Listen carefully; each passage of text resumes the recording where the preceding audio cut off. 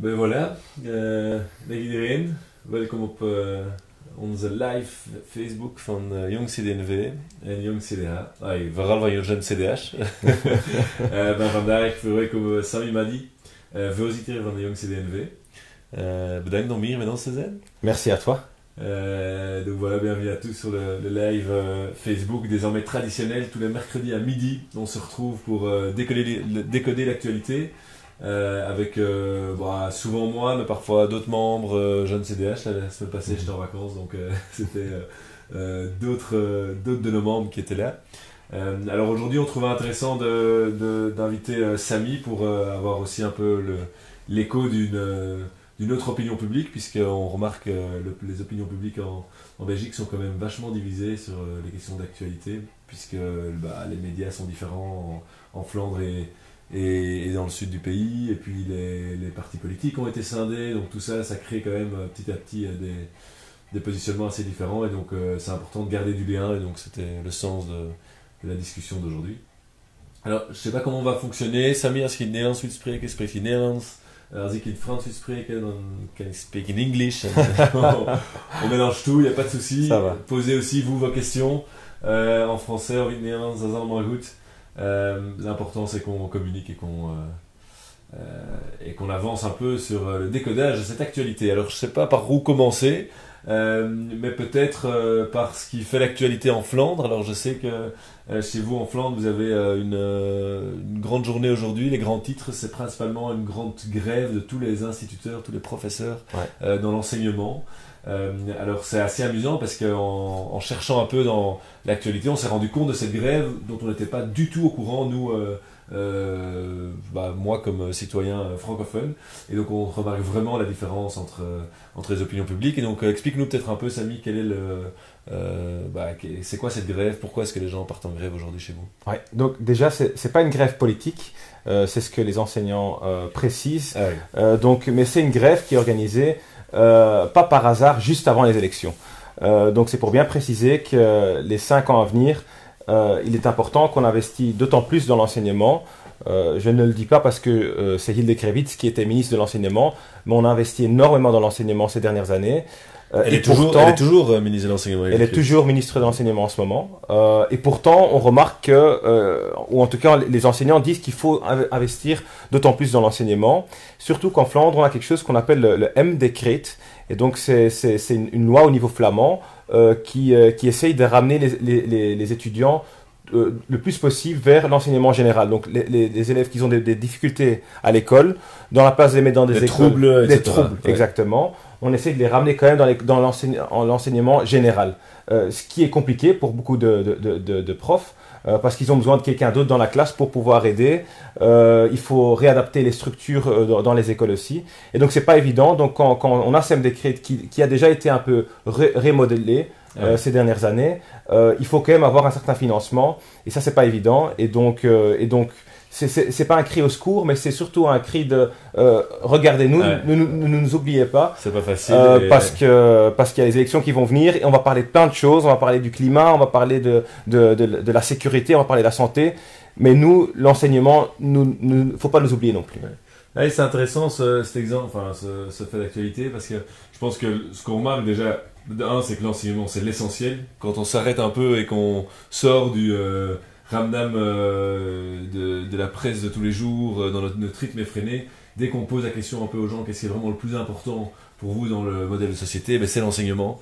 Et donc parfois on a tendance à l'oublier évidemment parce que ça continue un peu en marge de la société comme ça, alors qu'en fait c'est un secteur qui a besoin de moyens supplémentaires, c'est un secteur qui a besoin de soutien, c'est un secteur qui a besoin de reconnaissance aussi, de respect par rapport à la fonction de professeur, d'instituteur, etc. Et donc c'est une grande question l'enseignement.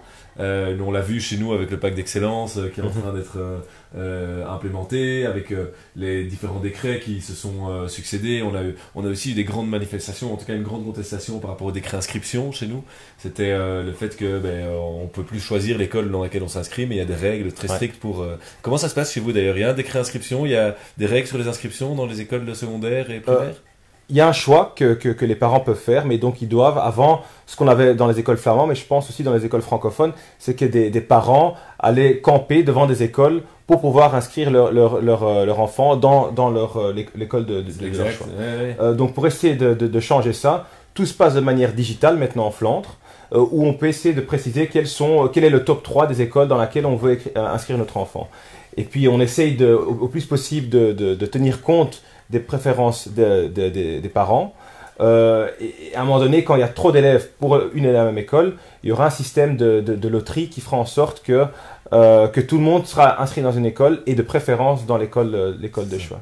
Mais l'éducation sera un thème extrêmement important pendant les débats politiques en Flandre.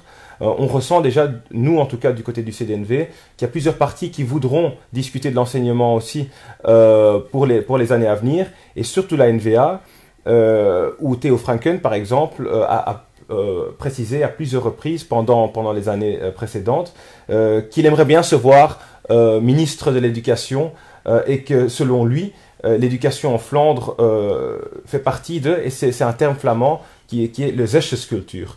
La culture des 6 sur 10, culture. Et donc il faut qu'on aide surtout les élèves qui sont maintenant au top et que selon lui on tire vers le bas pour pouvoir aider ceux qui sont un peu plus faibles qu'on tire vers le haut en ce moment. Ah oui, et donc ça sera le débat, est-ce qu'on doit avoir une école élitaire ou est-ce qu'on doit avoir une école qui est là pour tout le monde, qui aide tous nos enfants à pouvoir utiliser les talents qu'ils ont. Bon, donc des grands débats en perspective. Je had ook een heel interessante analyse, vond ik, in de voorbereiding van de live, over de kwestie van de stakingen. Je zei, er zijn heel veel stakingen voor het moment. Bij jullie is het voor l'enseignement. We hebben klimaat, voor het klimaat gaan we in de straat. En dus ook de justitie. Dat is ook in Vlaanderen vandaag? Niet in Vlaanderen vandaag, is al gebeurd, gaat er ook nog aankomen. Maar ook daar effectief zijn er stemmen vanuit justitie die duidelijk maken dat er veel meer geïnvesteerd moet worden in justitie. En is vandaag in de krant ook wel een artikel verschenen van minister Geens die verduidelijkt, ik ben vandaag minister van Justitie. Ik wil dat de komende 5 jaar nog altijd doen, maar alleen als er een serieuze investering komt in justitie, anders zal ook ik het niet doen. Ça c'est quand même un fait intéressant, quoi. C'est le ministre de la Justice qui dit je veux bien continuer, mais uniquement s'il y a un vrai refinancement de la justice. Nous, c'est une des grandes revendications aussi qu'on a sur la justice. À notre congrès des jeunes CDH, on a beaucoup travaillé sur la question. Il y a un réel problème. On a fait un café citoyen aussi sur la question avec Manuel Acadeli notamment, qui nous a bien bousculé. Et donc la question de savoir aussi de faire des choix évidemment, parce que entre le climat, l'enseignement, la justice, tout le monde demande plus de moyens en fait. Ouais. Il va falloir à un moment donné aussi choisir quel cheval on va combattre. Oui, voilà. Et moi qui suis assez actif sur Twitter, généralement j'essaye d'attaquer tous les partis qui font plein de propositions super géniales, intéressantes. La mobilité, gratuit pour tout le monde ou gratuit pour les jeunes. Le soin de santé qu'on aille au dentiste ou chez le docteur, gratuit pour tout le monde. À un moment donné, il faudra pouvoir payer tout ça.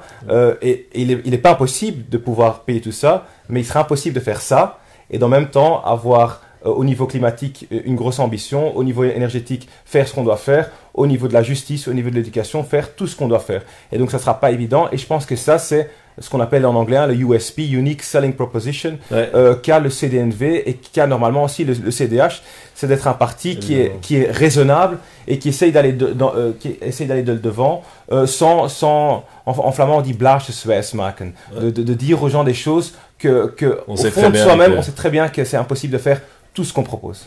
C'est une des. J'ai aussi tweeté sur le sujet d'ailleurs, justement hier sur la question du PS qui est en effet en train de promettre toute une série de choses et qui chaque fois quand on demande la question du financement c'est il faut taxer les riches. Et donc en gros c'est taxe sur la fortune et que ça va tout régler. Alors moi je suis le premier, on va peut-être en parler dans une seconde aussi sur la question de la fiscalité, à dire qu'il faut repenser complètement la fiscalité en Belgique et notamment en faisant contribuer les grosses fortunes. Et, mais par contre c'est complètement fou de croire que simplement cette taxe-là va permettre de tout régler et de financer tous ces énormes défis dont on dit, et parce qu'à côté de ça ils font des cadeaux évidemment énormes à toute une série de franges de population, donc il faut avoir un discours absolument raisonnable et pour que les citoyens adhèrent, parce que on n'est plus à l'époque où on peut raconter tout et n'importe quoi et puis après faire tout et son contraire une fois qu'on est élu. Il faut avoir de la cohérence, parce que sinon les citoyens vont plus nous suivre et on va plus arriver à adresser les grands sujets qui sont le climat, l'enseignement, la justice, on vient d'en parler. Ouais, parce qu'il y a un manque de confiance énorme au niveau des citoyens par rapport à la politique, parce que quand je fais ma campagne au niveau local aussi, on me dit oui, mais de toute façon, vous proposez plein de choses, mais au final, il n'y a rien qui se passe.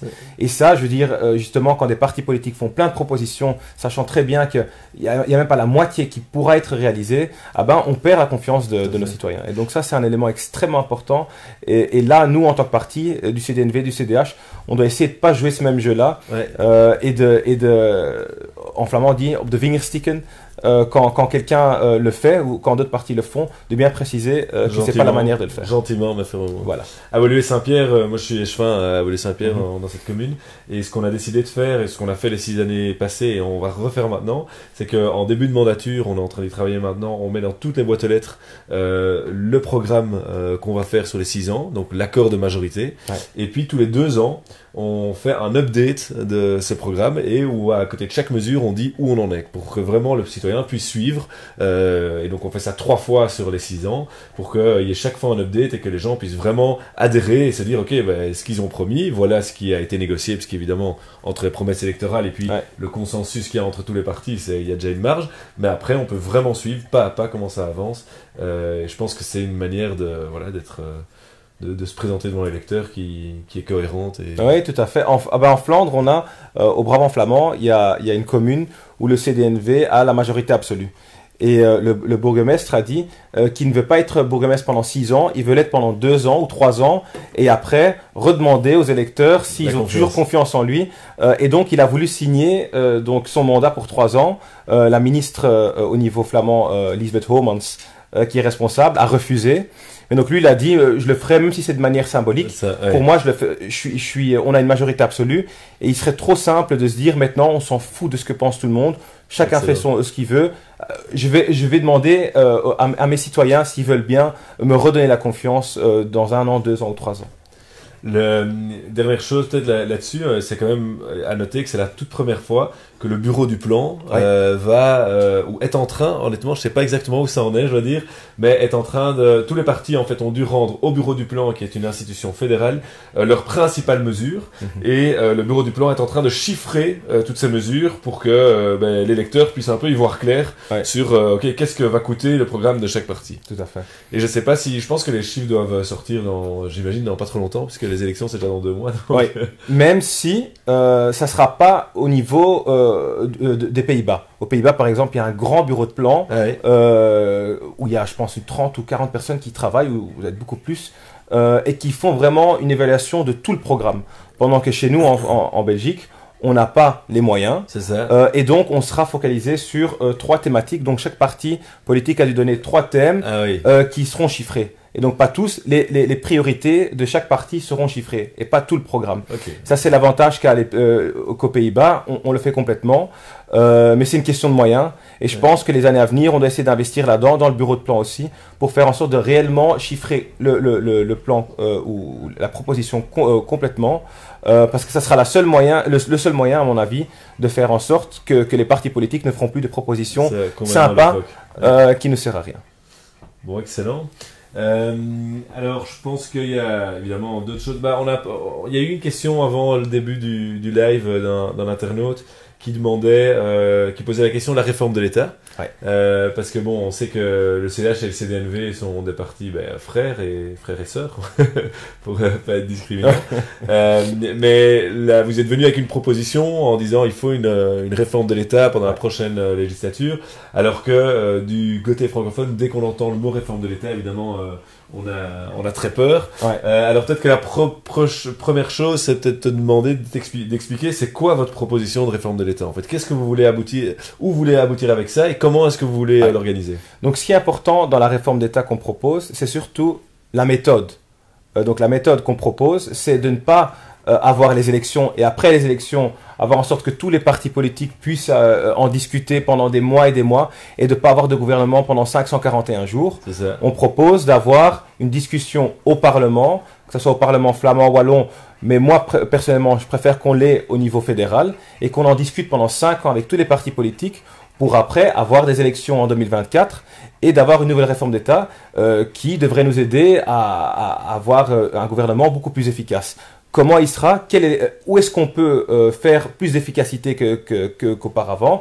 Ça, c'est le débat qu'on doit avoir pendant 5 ans. Ouais. Mais ce qui est important, c'est de savoir qu'on veut faire, que la méthodique qu'on veut adopter, elle va nous aider à justement ne pas avoir ce débat communautaire qu'on avait auparavant, hein, les discussions de BHV, où on n'a pas de gouvernement, où on se dispute entre nous dans la place de dialoguer.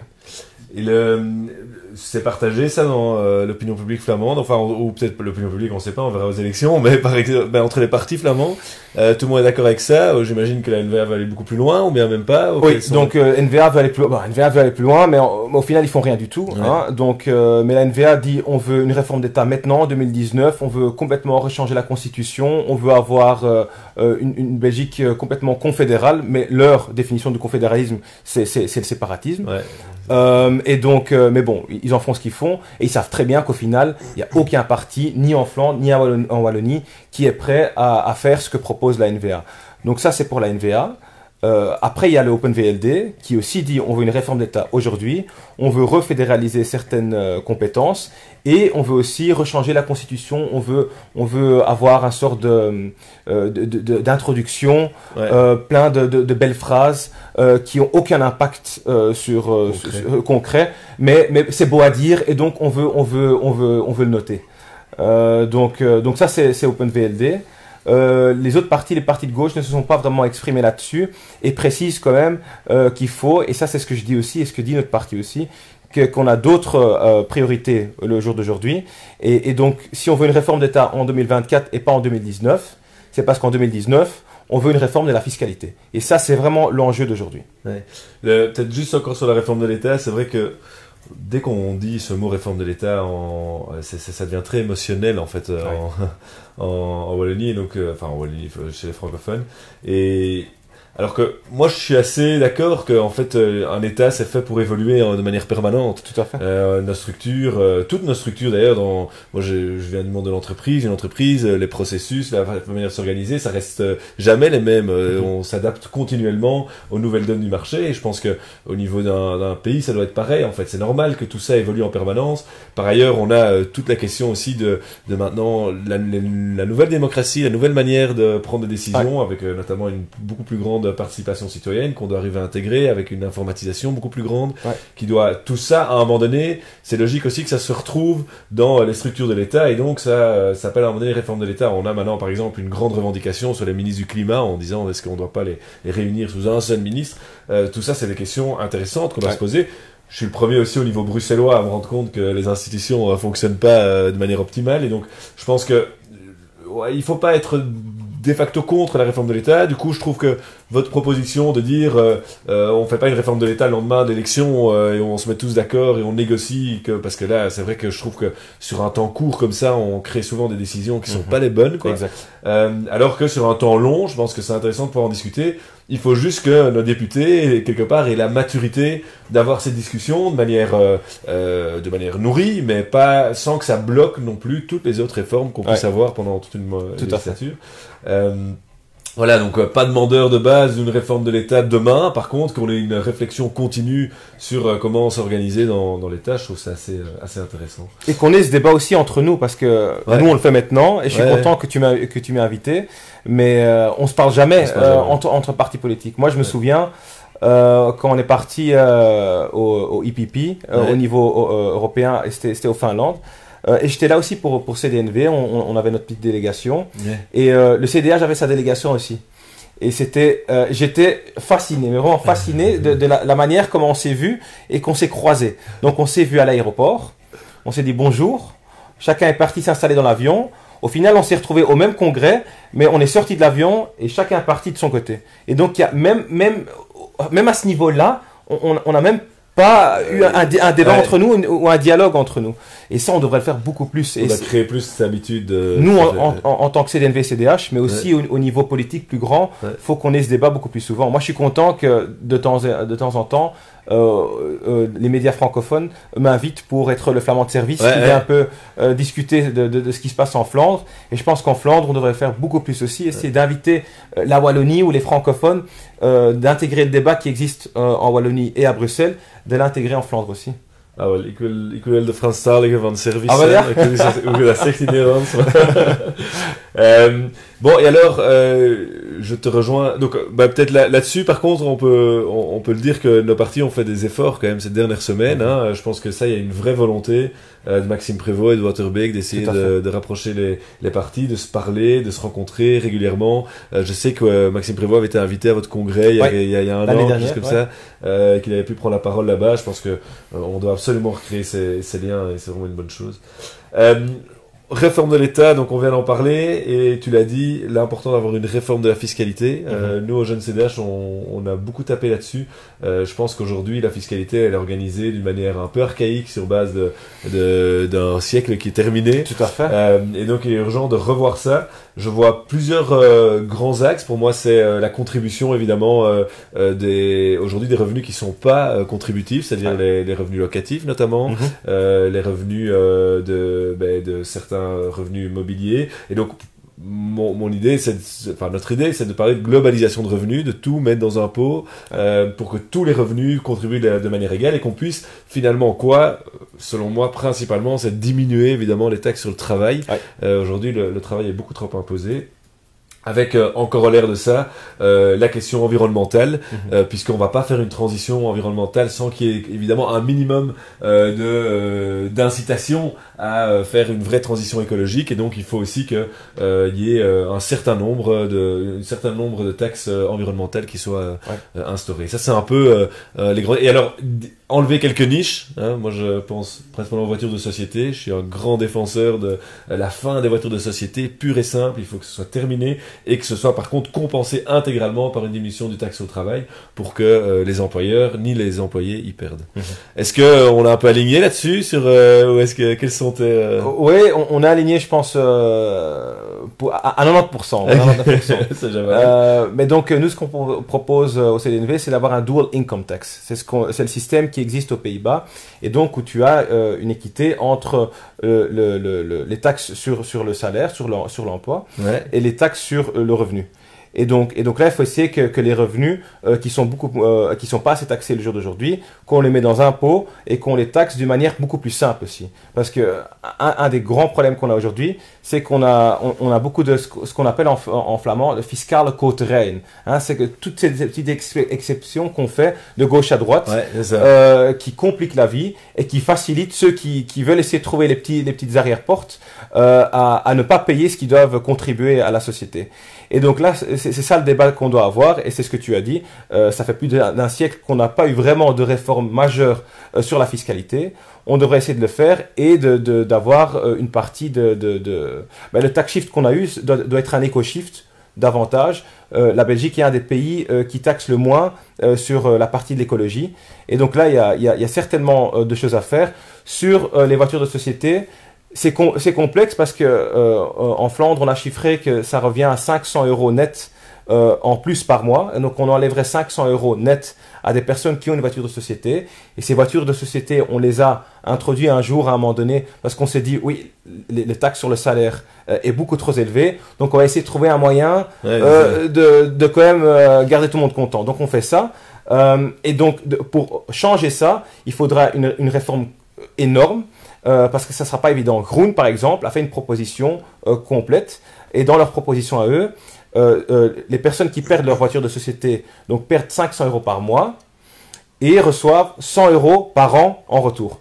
Donc là, si on fait ça, hein, si ça c'est la proposition de Groen, je peux déjà prévoir que les gilets jaunes vont se multiplier et qui vont être en face des gilets verts. Et donc je pense que c'est ça le débat qu'on doit avoir aujourd'hui, essayer de ne pas avoir ces deux groupes qui sont l'un en face de l'autre, parce qu'en soi, je pense que la plupart des personnes veulent contribuer à un meilleur climat. Tout à fait.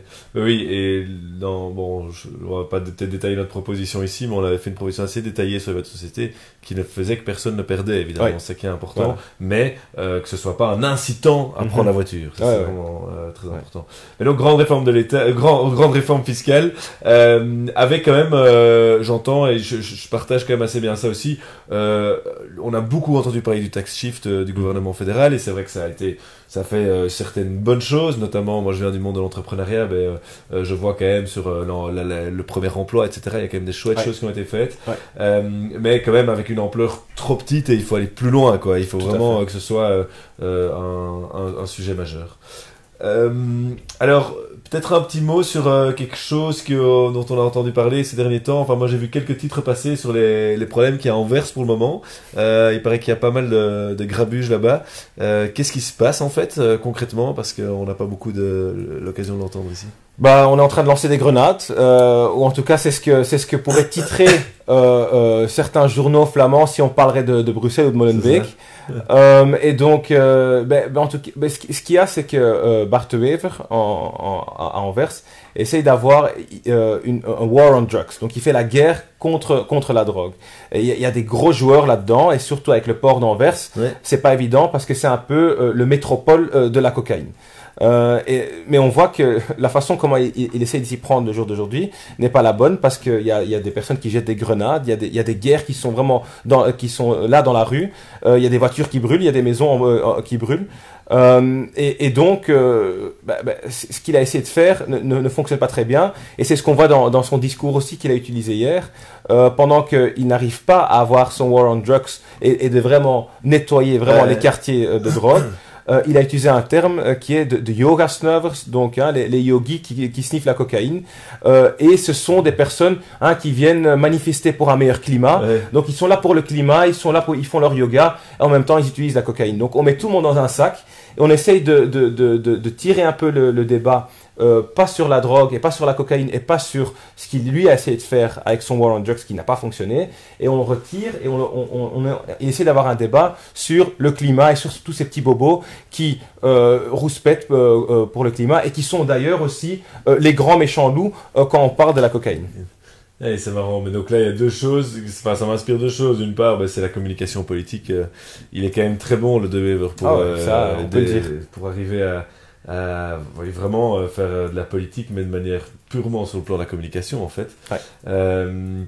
Deuxièmement, est-ce que tu penses pas qu'à Anvers, du coup, il faudrait scinder les zones de police pour que ça soit plus efficace? Je te fais la boutade, parce que dès qu'il y a un problème à Bruxelles en matière de sécurité, on vient nous dire il faut fusionner les zones de police. Et regardez à Anvers, on a fusionné les zones de police et tout va bien. Et puis en fait, on se rend compte quand on regarde les chiffres de la criminalité et autres qu'Anvers va pas si bien, et que donc la question de la fusion des zones de police est peut-être pas l'unique réponse à avoir un problème de sécurité. C'est sûr que c'est pas l'unique réponse. Elle fait partie de la réponse selon nous en tout cas, mais parce que ce qui est souvent dit quand on dit il faut fusionner les zones de police, on pense qu'il y aura plus de police de proximité, mais l'un n'empêche pas l'autre. Tout autant qu'à Anvers, on a Anvers qui est partagé en districts. Ouais, c'est en district, ça. Donc on n'a plus de communes, mais on a toujours des districts. Donc on travaille à proximité, on travaille des niveaux centralisés en même temps aussi. Mais bon, c'est sûr que c'est pas la proposition qui réglera tout. Et puis bon, on va pas. Moi, je suis un défenseur. On va avoir de débat communautaire. J'étais assez pour la fusion des zones de police, et après analyse quand même assez profonde et à parler à pas mal d'acteurs. J'en reviens assez bien, et donc aujourd'hui je suis beaucoup plus nuancé sur le propos, mais voilà. Peut-être encore un dernier sujet, enfin sauf s'il y a eu des questions, mais je pense pas qu'il y a eu tellement de questions à ce live, apparemment on est assez clair dans nos propos. C'est bien ça. C'est très bien. Il y a quand même un sujet qui en Wallonie est en plein l'actualité. Je vois que les titres sont encore en train de bouger pour le moment. C'est la question du gouvernement wallon. Donc je sais pas si tu étais au courant, mais le gouvernement wallon a perdu sa majorité, c'est-à-dire que le gouvernement wallon, MRCDH, avait qu'un seul député, qu'une seule voix en plus, quoi, donc avait une majorité à un siège, disons. Et donc aujourd'hui, avec la création de la liste d'Ostex, une liste de ce que j'appelle moi de la droite populiste, a été créée en francophonie, et il y a une députée MR qui vient de décider avant-hier de rejoindre la liste d'Ostex, et donc du coup le gouvernement wallon a perdu sa majorité. Alors, c'est dommage parce qu'évidemment il y avait une série de grosses réformes qui devaient encore être votées avant la fin de la législature. Et voilà, moi je voulais juste pointer ça parce que les éditos, je vous invite à lire les éditos de la Libre du soir, du jour. Ils sont assassins par rapport à cette dame dont je connais même pas le nom, qui a décidé de quitter la majorité. Surtout parce que cette dame, elle a voté tout jusque maintenant. Elle s'est jamais fait remarquer dans le Parlement wallon. On l'a jamais entendu ni rien. Elle a juste poussé sur le bouton comme une gentille parlementaire. Et aujourd'hui, d'un coup, elle a des états d'âme. Et puis alors elle s'en va. Et puis rien ne va. Et elle veut plus rien voter. Et donc, je trouve ça vraiment dommage cette manière-là de faire de la politique.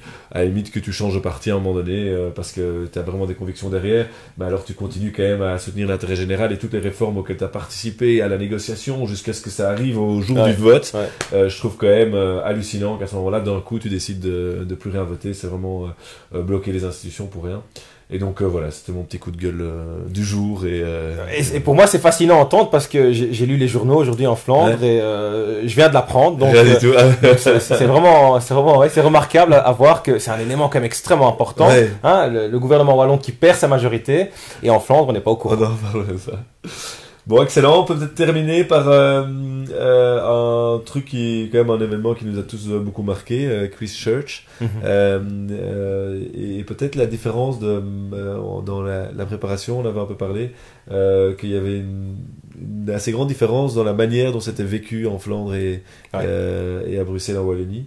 C'est vrai qu'avec Christchurch, nous, tout le monde s'est indigné, et c'est vraiment en fait la tristesse qui a surtout pris le pas. Il n'y a pas eu tellement, je trouve, de débats politiques là autour, puisque voilà, il y a eu des meurtres, tout le monde est triste par rapport à ça. Chez vous, ça se passe comment? Il y a une autre tonalité, non? Oui, il y a une autre tonalité, parce qu'en Flandre, on connaît, je sais pas si en Wallonie vous êtes tout à fait au courant, mais je pense bien de l'organisation Schild en Vrienden. Donc qui est une organisation d'extrême droite, identitaire, flamande. Oui, ça on en a quand même beaucoup parlé. Oui, quand même. Oui, tout à fait. C'était quand il y avait eu toutes ces choses-là chez vous. Voilà, c'est ça. Et donc cette organisation-là, elle existe encore jusqu'au jour d'aujourd'hui. Où certains membres sont en justice ou même pas, ou comment est-ce que... Non, il n'y a aucun membre qui est en justice. Mais le grand chef de Schild en Vrienden est maintenant aussi tête de liste pour Vlaams Belang au Brabant flamand. Donc ça sera un de mes concurrents au Brabant flamand.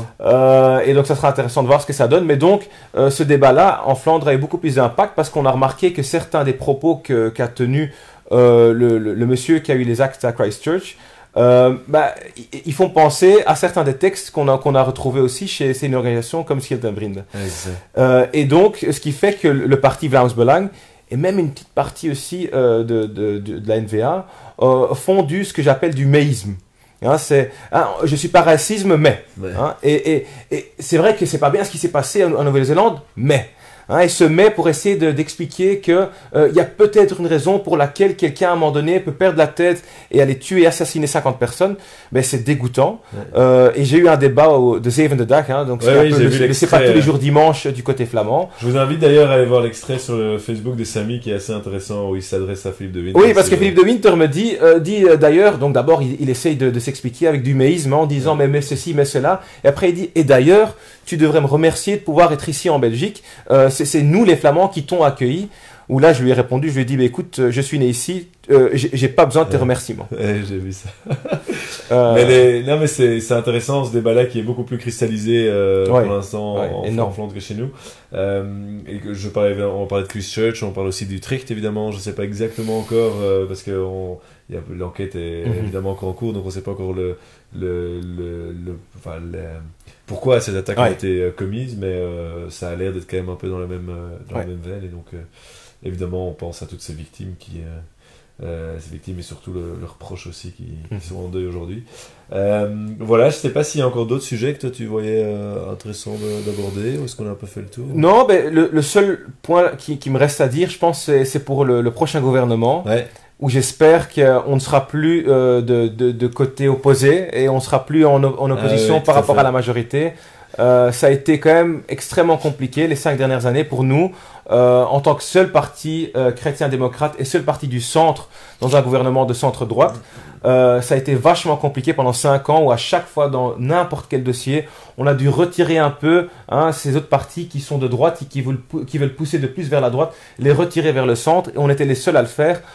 Ça aurait été sympa de pouvoir le faire à deux, et j'espère réellement du fond du cœur qu'on fera partie du gouvernement, nous le CDNV, mais que le CDH fera partie de ce même gouvernement. C'est vrai que je pense que c'est l'attitude que prend aujourd'hui Maxime Prévost sur ce sujet, Ouais. en disant, alors elle n'est pas facile à tenir, parce qu'évidemment elle est vite caricaturée du coup par les médias et les opposants politiques, mais de dire que notre but c'est de tout faire pour ne pas gouverner avec la NVA, parce que c'est un parti qui a quand même dans son ADN l'envie de voir disparaître notre pays, et donc c'est difficile de gouverner avec un parti comme ça, mais que ne pas faire d'exclusive, ne pas dire non. Et je pense que ça c'est vraiment important, parce que en effet on n'est pas flamands, donc on sait pas nous qui décidons pour qui on vote, voilà, pour qui les flamands votent, et donc à un moment donné il va falloir prendre des décisions. Je trouve aussi que par rapport à quand on dit non avant l'élection et qu'on dit non après l'élection, ça a aussi une certaine cohérence. Donc moi j'étais personnellement en 2014, j'avais fait un post là-dessus qui avait été fort commenté en disant qu'on aurait dû monter dans ce gouvernement avec le CDNV, parce que je pense en effet qu'on aurait été plus utile là que... Mais même d'un point de vue stratégique, avoir un gouvernement avec la NVA, mais un gouvernement qui est plus de centre, ou de centre-gauche même, ne va que affaiblir la NVA. Parce qu'elle fera partie d'un gouvernement dans lequel il y aura d'autres partenaires qui vont tirer le gouvernement vers le centre. Donc au plus qu'on les laisse faire partie d'un gouvernement de droite ou être en opposition comme le grand parti de droite, on va que les renforcer. Donc moi j'étais content de les avoir dans le gouvernement. J'aurais aimé qu'on ait le centre un peu plus fort pour justement arriver à les affaiblir. On n'a pas su le faire. Et donc je suis aussi content, et ça a été beaucoup discuté dans les médias flamands hier, que le PS a dit qu'ils ne participeront pas à un débat entre PS et NVA. Parce que ce genre de débat-là ne fait que renforcer la NVA. Donc j'espère qu'en Wallonie, on aura un débat entre Wallons, et qu'en Flandre, on aura un débat entre Flamands pour se retrouver par après, parce que sinon, on ne va que renforcer un parti qui veut séparer le pays. Oui, et chez nous, un parti socialiste qui a eu des attitudes ces dernières années très compliquées dans la gestion de l'État. Et donc, si on peut affaiblir ces deux mastodontes, tout à fait, avoir un peu plus de politique raisonnée et raisonnable, je pense qu'on est dans le bon. Bon, excellent. Merci à tous ceux qui nous ont suivis aujourd'hui. Si vous avez encore des questions, n'hésitez pas à nous les envoyer. We kunnen daarna nog antwoorden en aan uw berichten doorsturen. Dus on se voit bientôt. Tu reviendras dans ce fauteuil ou... Avec grand plaisir. Qui sait après les élections pour fêter un peu la victoire. Pour fêter la victoire. Excellent. Allez, à bientôt. Ciao. Au revoir.